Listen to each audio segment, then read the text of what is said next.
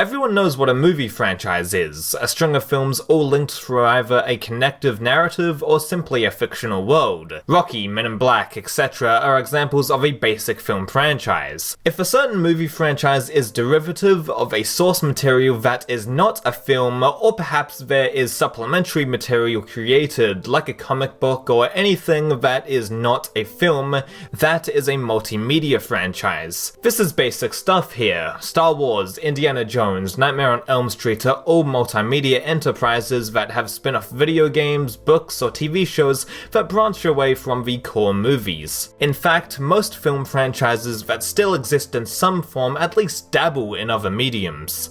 Some franchises that begin as a string of movies end up surviving and thriving using other formats. Case in point, the Karate Kid franchise was dormant for many years until YouTube premiered Cobra Kai, which continued the storyline established. But yes, movie and multimedia franchises are extremely commonplace in this era of entertainment. We've gotten into a point in film, however, where there are many alternate continuities within franchises. Two prominent examples consist of Terminator and Halloween. The first Terminator movie was released in 1984, and that spawned a sequel, Judgment Day, which I think is the best in the series. The action, the surprise, the emotion, it's all there, but that was squandered when Terminator 3 hit the scene. While it wasn't a terrible movie by any stretch, Terminator 3 Rise of the Machines didn't need to exist, and I usually hate using that point to criticize a film, but in this instance, Terminator 2 wrapped everything up so well, and that was the definitive end. Oh well.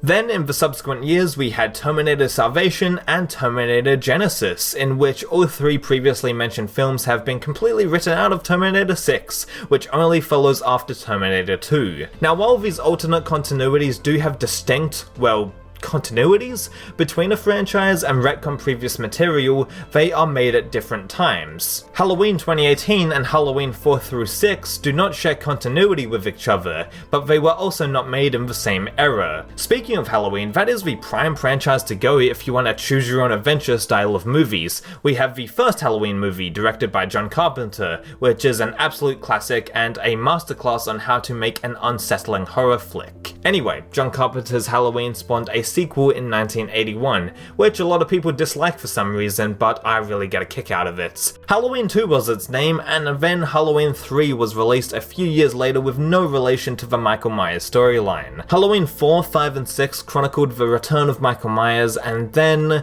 no Halloween films after that until Halloween H2O, which was released in 1998, and that completely dismisses Halloweens 4 through 6, and if I carried on with the Halloween history, I think my brain will fucking explode, so let's leave it at that. The franchise is a mess with alternate continuities. Nowadays, the hip cool trend when it comes to film is the cinematic universe. The shared universe concept has been around since the 30s with the Universal Monsters, but it really came into prominence when this guy made this movie and BAM! Now we have all of this. Yes, Marvel engineered a global phenomenon with its Marvel Cinematic Universe and is now over 20 films in the making, spanning 11 years. It's pure genius and has never been done to quite this scale. Sure, there have been attempts to recreate the Marvel approach with the DC Extended Universe and the Dark Universe, which is so dark in fact that nobody saw the fucking first movie. Getting to the main topic of this video, however, the rise of the Simultaneous Cinematic franchise. Now, what is that? Well, aside from me just coining that term out of my arsehole, there are two current simultaneous franchises in the film industry, and another one potentially on its way soon.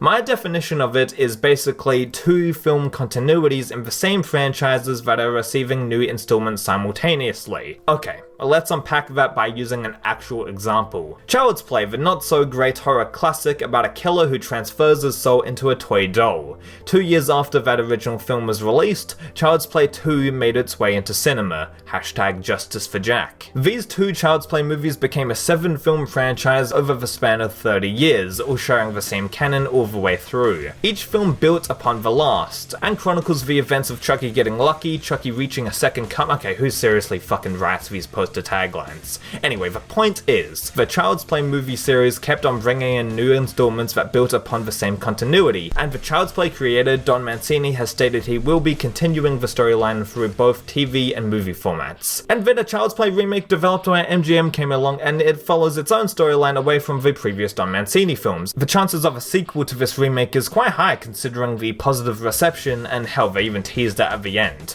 So we now have two movie series, Don Mancini's films and the MGM remake films, that have nothing to do with each other and are going to get new installments, but is a part of a one huge horror franchise.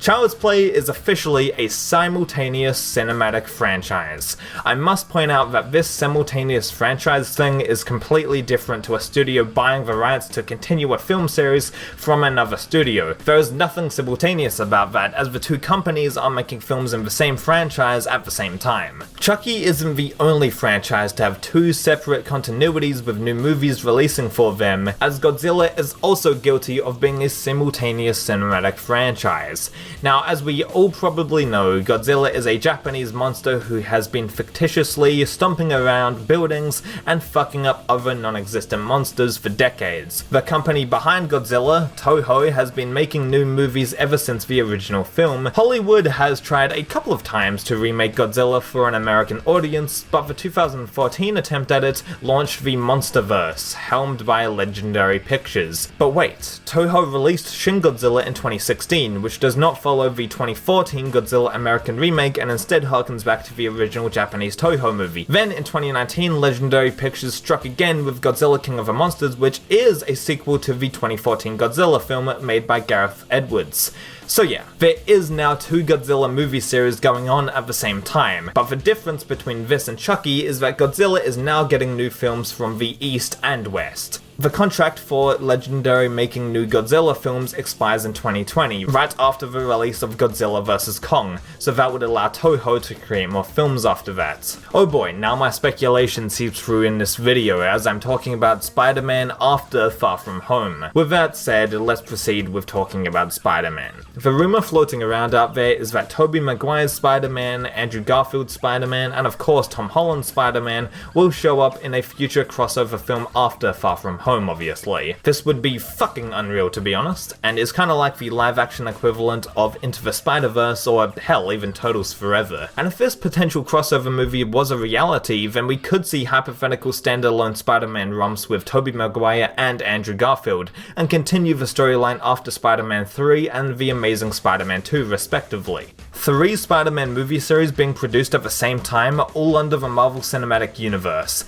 That would blow everyone's mind, I believe. However, I do not think this would happen for quite a while, at least not within the next few years. And yes, the Spider-Man multiverse concept would not fall under my definition of the simultaneous cinematic franchise because there are not two different companies working on movies within the same franchise at the same time, as it's all a Marvel operation. But yeah, I thought it would be interesting to actually talk about this little trend going on in cinema at the moment, and it's honestly quite intriguing how Child's Play and Godzilla are pumping out new movies with two different companies doing their own thing, establishing new plot threads as each film releases.